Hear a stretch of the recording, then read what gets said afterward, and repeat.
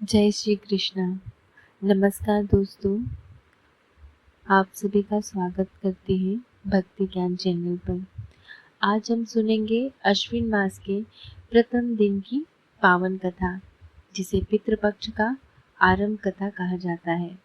कहा गया है, जो भक्त पितृपक्ष की कथा श्रद्धा और विश्वास से सुनता है, उसके जीवन से दरिद्रता, रोग और संकट दूर होकर सुख समृद्धि आती है। तो भक्तों, इस कथा को अंत तक अवश्य सुने, क्योंकि अधूरी कथा अधूरा भाग्य के समान होती है। आइए अब कथा का प्रारंभ करते हैं। बहुत समय पहले जब पांडव वनवास की में कठिनाई झेल रहे थे, तब धर्मराज युधिष्ठिर के मन में एक प्रश्न उठा।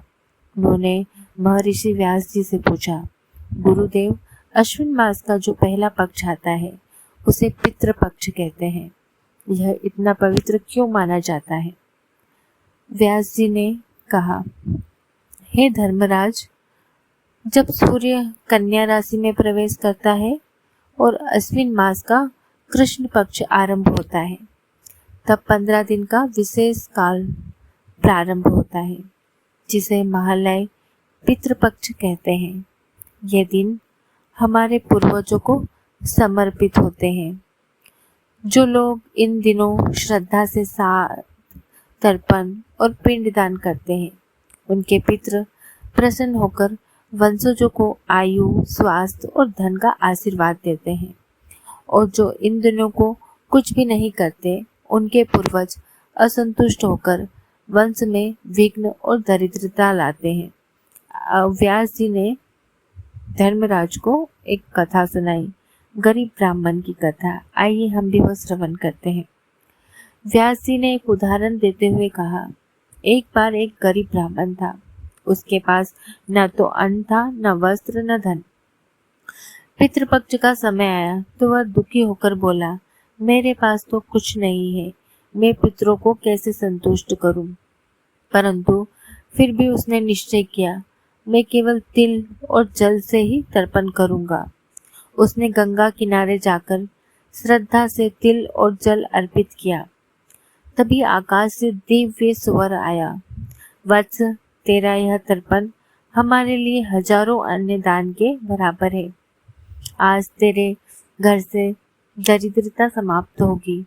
उसके पितृ प्रसन्न होकर उसे धन और संतोष का आशीर्वाद देकर चले गए। देखो भक्तों, पितृपक्ष में श्रद्धा ही सबसे बड़ा धन है, सामग्री नहीं। अब युधिष्ठिर का प्रश्न। युधिष्ठिर ने पुनः पूछा, गुरुदेव, जब हम धरती पर अन्न, जल और दान करते हैं, तो पितरों तक यह कैसे पहुंचता है? व्यास जी बोले, हे राजन, श्राद्ध, तर्पण और दान एक सूक्ष्म माध्यम है। जब वंशज श्रद्धा से अन्न, जल और तिल अर्पित करता है, तो देवताओं के माध्यम से वह पितरों तक पहुंचता है। वे संतुष्ट होकर अपने वंशजों को आशीर्वाद देते हैं और जीवन से दरिद्रता व रोगों को दूर करते हैं।